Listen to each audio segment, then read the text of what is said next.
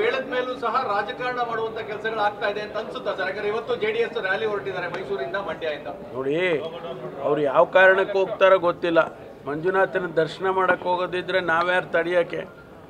ಅವರು 100 ಕಾರಲ್ಲಿದ್ರೆ 500 ಕಾರ್ ಕರ್ಕೊಂಡು ಹೋಗಿ ಮಂಜುನಾಥನ ಆಶೀರ್ವಾದ ಪಡ್ಕೊಂಡು ಬರಲಿ. ನಮಗೆ ಸಂದರ್ಭ ಬಂದಾಗ ನಾವು ಹೋಗ್ತೀವಿ. ಪ್ರಶ್ನೆ ಅದಲ್ಲ ಸರ್, ಸದನದಲ್ಲಿ ಹೇಳಿದ ಮೇಲೂ ಸಹ ರಾಜಕಾರಣ ನಾವು ಅವರಿಗೆ ನಿಯಂತ್ರಣ ಮಾಡಕ್ಕೆ ಹೋಗೋದಿಲ್ಲ. ಹೇಳಿದ್ದೀವಿ, ರಿಕ್ವೆಸ್ಟ್ ಮಾಡಿದ್ದೀವಿ. ಅವ್ರು ಹೇಳ್ತಾರೆ ಈಗ ನಾನು ಇಲ್ಲ ನಿಮ್ಮನ್ನು ನಿಲ್ಲಿಸ್ಬಿಡ್ತೀವಿ, ಹೋಗಕ್ಕೆ ಬಿಡೋದಿಲ್ಲ ಅಂತ ಹೇಳಿದ್ರೆ, ಅಲ್ರಿ ಮಂಜುನಾಥನ ದರ್ಶನ ಮಾಡೋಕ್ಕೆ ನಿಮ್ದೇನು ಕೇಳೋದು ಅಂತಾರೆ.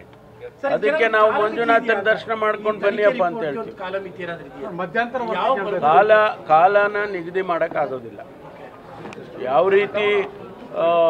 ಯಾವ ರೀತಿ ವಿಚಾರಗಳು ಬರುತ್ತೆ, ಅವ್ರ ತನಿಖೆನಲ್ಲಿ ಏನು ಸಿಕ್ಕತ್ತೆ ಅವರಿಗೆ ಅದ್ರ ಮೇಲೆ ಹೋಗ್ತಾರೆ. ಆದರೆ ಆದಷ್ಟು ಬೇಗ ಮಾಡಬೇಕು ಅಂತ ಹೇಳಿ ನಾವು ಹೇಳಿದ್ದೇವೆ.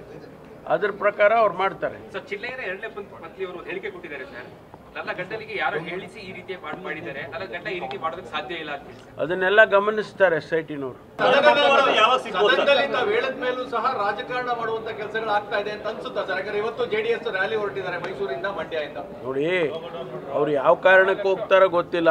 ಮಂಜುನಾಥನ ದರ್ಶನ ಮಾಡಕ್ಕೆ ಹೋಗೋದಿದ್ರೆ ನಾವ್ಯಾರು ತಡೆಯೋಕ್ಕೆ? ಅವರು 100 ಕಾರಲ್ಲಿದ್ರೆ 500 ಕಾರ್ ಕರ್ಕೊಂಡು ಹೋಗಿ ಮಂಜುನಾಥನ ಆಶೀರ್ವಾದ ಪಡ್ಕೊಂಡು ಬರಲಿ.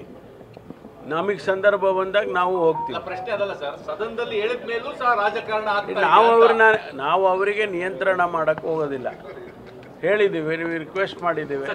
ಅವ್ರು ಹೇಳ್ತಾರೆ ಈಗ ನಾನು ಇಲ್ಲ ನಿಮ್ಮನ್ನು ನಿಲ್ಲಿಸ್ಬಿಡ್ತೀವಿ, ಹೋಗಕ್ಕೆ ಬಿಡೋದಿಲ್ಲ ಅಂತ ಹೇಳಿದ್ರೆ, ಅಲ್ರಿ ಮಂಜುನಾಥನ ದರ್ಶನ ಮಾಡೋಕ್ಕೆ ನಿಮ್ದೇನು ಕೇಳೋದು ಅಂತಾರೆ.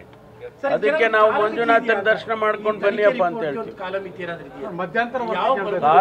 ಕಾಲನ ನಿಗದಿ ಮಾಡೋಕ್ಕಾಗೋದಿಲ್ಲ. ಯಾವ ರೀತಿ ವಿಚಾರಗಳು ಬರುತ್ತೆ, ಅವ್ರ ತನಿಖೆನಲ್ಲಿ ಏನು ಸಿಕ್ಕತ್ತೆ ಅವರಿಗೆ ಅದ್ರ ಮೇಲೆ ಹೋಗ್ತಾರೆ. ಆದರೆ ಆದಷ್ಟು ಬೇಗ ಮಾಡಬೇಕು ಅಂತ ಹೇಳಿ ನಾವು ಹೇಳಿದ್ದೇವೆ. ಅದ್ರ ಪ್ರಕಾರ ಅವ್ರು ಮಾಡ್ತಾರೆ. ಸರ್, ಚಿಲ್ಲೆಯರ ಎರಡನೇ ಪತ್ನಿ ಅವರು ಹೇಳಿಕೆ ಕೊಟ್ಟಿದ್ದಾರೆ ಸರ್, ನನ್ನ ಗಂಡನಿಗೆ ಯಾರೋ ಹೇಳಿಸಿ ಈ ರೀತಿ ಮಾಡಿದ್ದಾರೆ, ನನ್ನ ಗಂಡ ಈ ರೀತಿ ಮಾಡೋದಕ್ಕೆ ಸಾಧ್ಯ ಇಲ್ಲ ಅಂತ. ಅದನ್ನೆಲ್ಲ ಗಮನಿಸ್ತಾರೆ SIT-ನವರು.